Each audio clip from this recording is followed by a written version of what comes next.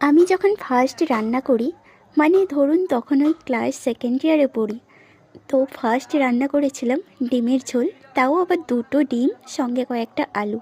তো আমার কাছে ভালো রান্না মানে ছিল ওই, মানে ভালো করে তেল তেল দিয়ে রান্না করাটাকে বেশি করে, ওটাই মনে হয় টেস্টি হয়। তো আমি এটাই জানতাম। তো দুটো ডিম ঝোল রান্না করেছি, মানে প্রায় ধরুন ওই 250 মতো তেল চলে গেছে, দিয়ে দিয়েছি তার সঙ্গে ভালো হবে বলে।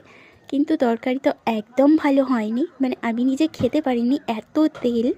কিন্তু আমার বাবা দেখলাম ঠিক খেয়ে নিয়ে বলছে যে খুব সুন্দর রান্না হয়েছে, কিন্তু আমি কিন্তু মুখে তুলতে পারিনি।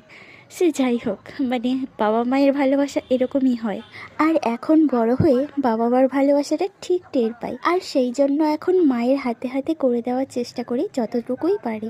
মা একা পারে না, তো মায়ের চালন টালন যাই হোক আমি করে দেওয়ার চেষ্টা করি। আমার পায়ে বড় বড় জুতো দেখে কেউ আবার হেসো না, আসলে আমি যেটা সামনে পাই সেটাই পরে ফেলি।